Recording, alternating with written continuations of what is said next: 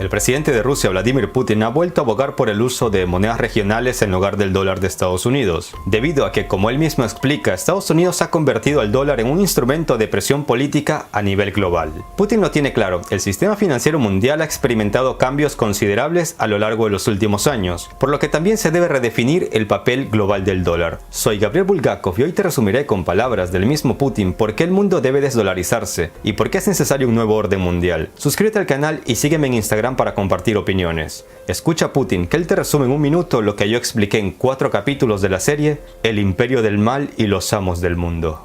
Las principales instituciones globales se crearon como parte del acuerdo de Bretton Woods hace 75 años. El sistema monetario que se consensuó en Jamaica en los años 70 para reemplazar el acuerdo de Bretton Woods confirmó la prioridad del dólar, pero de hecho no resolvió los problemas principales, que debieron ser el equilibrio de las relaciones monetarias y el intercambio comercial. Desde entonces han ido apareciendo nuevos centros económicos. El papel de las monedas regionales ha aumentado. El equilibrio de fuerzas e intereses ha cambiado. Es evidente que estos cambios profundos requieren que las organizaciones financieras internacionales se adapten. Se requiere un replanteamiento del rol del dólar, que, debido a que se convirtió en una moneda de reserva mundial, hoy en día es un instrumento de presión por parte del país que la emite contra el resto del mundo. En mi opinión, el gran error de las autoridades financieras y de los centros políticos de Estados Unidos fue que socavaron sus propias ventajas que aparecieron tras la creación del acuerdo de Bretton Woods. La confianza hacia el dólar simplemente se desploma. Putin también explicó por qué al usar el dólar como se lo usa en la actualidad, las autoridades financieras y políticas de Estados Unidos están haciendo caer la confianza mundial de su propia moneda, por lo que están cometiendo un grave error al estar socavando los intereses de los propios estadounidenses. Después del final de la Guerra Fría, la inclusión de nuevos mercados en el proceso de globalización, la arquitectura de la economía mundial cambió dramáticamente. El modelo dominante de desarrollo basado en la llamada tradición liberal occidental, llamémoslo modelo euroatlántico, comenzó a reclamar no solo un papel global, sino también un rol universal. ¿Cuál es la fuente de la crisis de las relaciones económicas internacionales que socava la confianza entre los participantes de la economía mundial? Creo que la razón principal es que el modelo de globalización propuesto a finales del siglo XX corresponde cada vez menos a la nueva realidad económica. Все меньше соответствует стремительно формирующейся новой экономической реальности.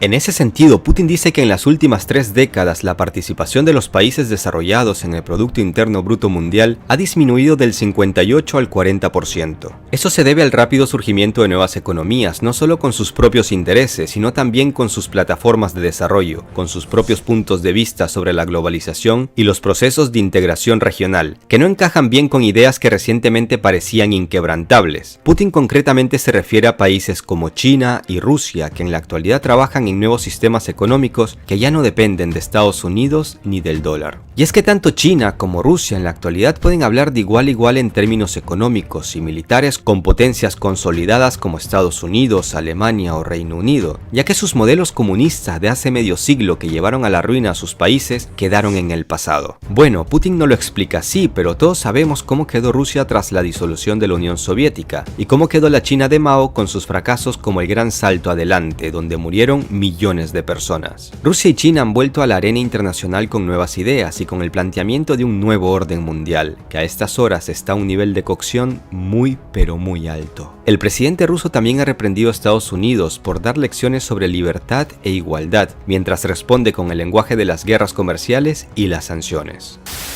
Los patrones establecidos antes ponen a los países de Occidente, especialmente a Estados Unidos, en una posición excepcional. Es necesario decirlo directamente, ya que se tomaron una ventaja y con una enorme renta predeterminaron su liderazgo de antemano. Al resto de países no les quedó más que seguir esas leyes que de ninguna manera les beneficiaban. Pero cuando este sistema cómodo comenzó a desplomarse, cuando los competidores crecieron en los países occidentales, aumentaron también sus ambiciones y el deseo de mantener su dominio a cualquier precio. Luego, estos estados que habían defendido los principios del libre comercio, la competencia justa y abierta, hablaron el lenguaje de las guerras comerciales y sanciones. Empezaron las incursiones económicas abiertas sin compasión, con intimidación. y con la eliminación de sus competidores por los llamados métodos no comerciales. Para explicar lo dicho, Putin ha puesto como ejemplo la construcción del gasoducto Nord Stream 2, un proyecto que está diseñado para mejorar la seguridad energética de Europa, para crear nuevos puestos de trabajo, satisface plenamente los intereses nacionales de todos los participantes, tanto europeos como de Rusia. Pero este proyecto, por desgracia, no se ajusta a la lógica y no satisface los intereses de Estados Unidos, quienes dentro del marco del modelo universalista existente se han acostumbrado a la exclusividad y creen que tienen la potestad de torpedear proyectos como este sin cesar. Asimismo, el presidente ruso expone un ejemplo muy actual. La situación en torno a Huawei, por ejemplo, a la que no solo tratan de presionar, sino también de expulsarla del mercado global que incluso en algunos ciclos ya se conoce como la primera guerra tecnológica en la era digital. Un monopolio siempre significa la concentración de ingresos en manos de unos pocos a expensas de todos los demás. Y en este sentido, los intentos de monopolizar la nueva ola tecnológica, de limitar el acceso a sus frutos, elevan el problema de la desigualdad mundial a un nivel completamente nuevo y diferente. Y no se trata solo del nivel de ingresos, de la desigualdad material, sino de la diferencia fundamental de oportunidades para las personas. De hecho, se están formando o se tratan de formar dos mundos y la brecha entre ellos crece constantemente. Unos tienen acceso a los sistemas de educación y salud más avanzados, a las tecnologías modernas, y otros no tienen perspectivas ni siquiera la posibilidad de salir de la pobreza. Cuando un sistema se basa en una injusticia evidente, nunca será sostenible ni equilibrado.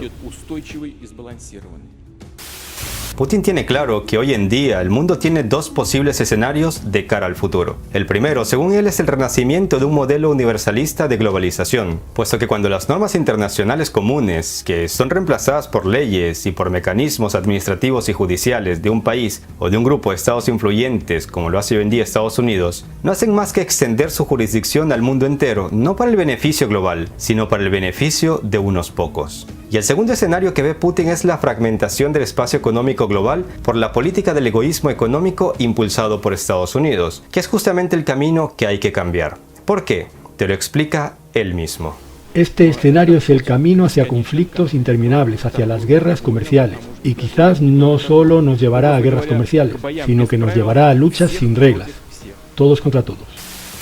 Entonces, ¿cuál podría ser la solución real, una que no sea utópica? El presidente ruso lo tiene claro, aunque este planteamiento no a todos les gusta. Está claro que para implementar un modelo de desarrollo más sostenible y justo, se necesitan nuevos acuerdos que no solo deberán ser claramente establecidos, sino que, sobre todo, deberán ser respetados por todos.